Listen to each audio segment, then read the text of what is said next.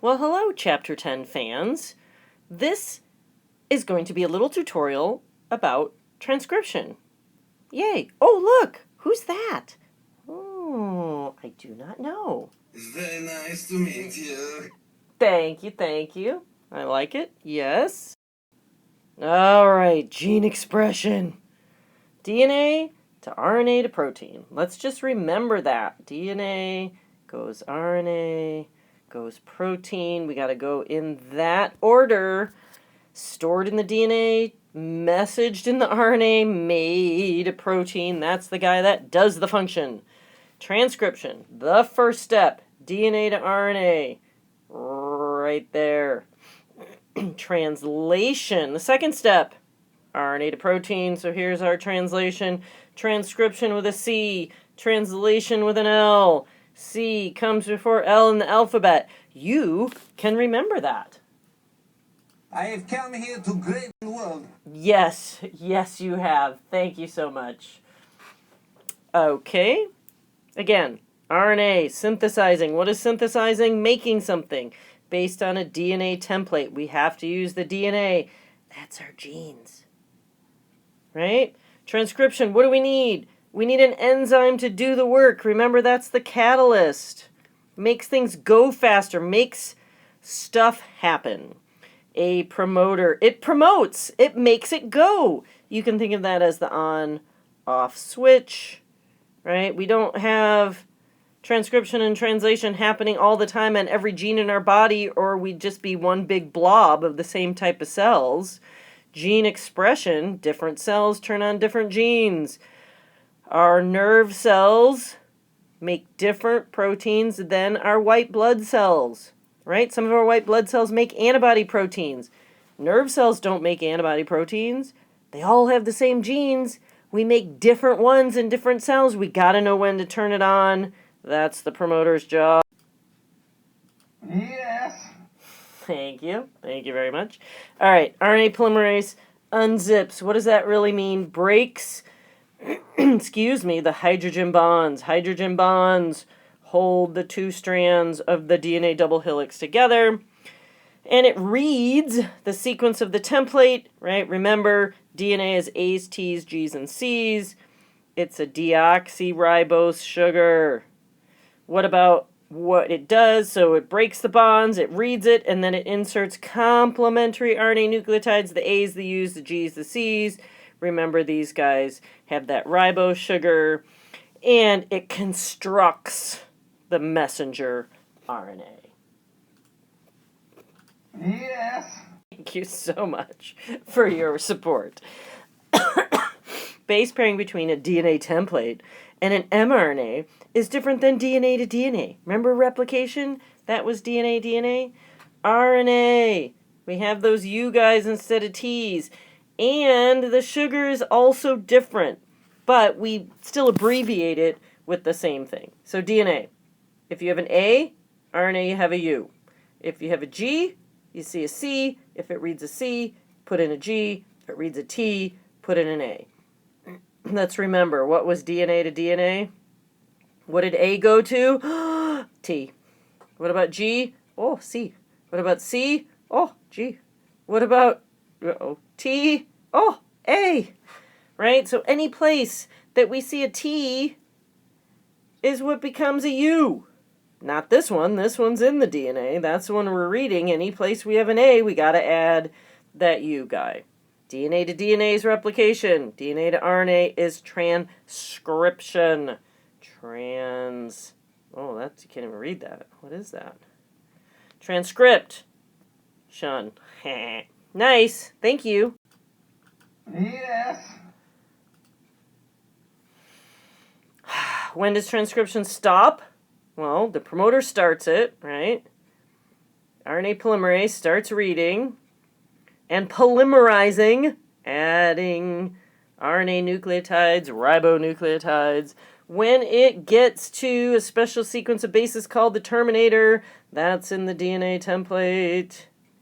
When it reads through that, that's when transcription stops. And we're not going to talk about any more details than that for that termination. Here is our overview.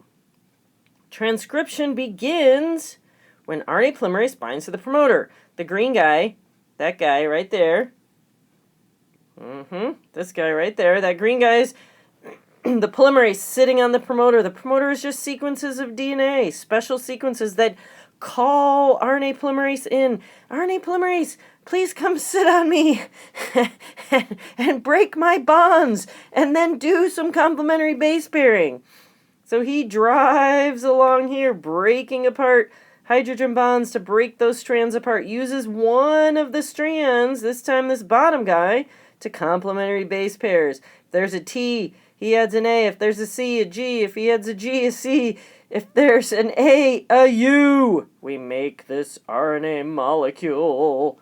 And then, oh, look, little close-up. You could see the little base pairing right there. Ooh, it's so exciting.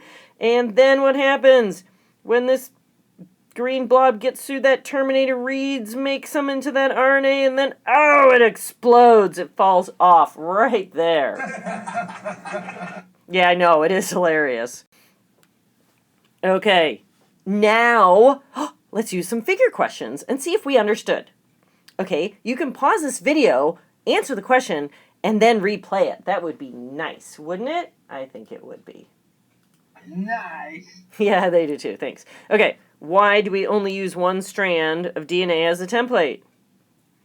Take a little pause. Well, RNA is single-stranded. We only need one side. Right? And the gene only reads one protein, and so we want one specific strand that we're going to make the mRNA that we then translate.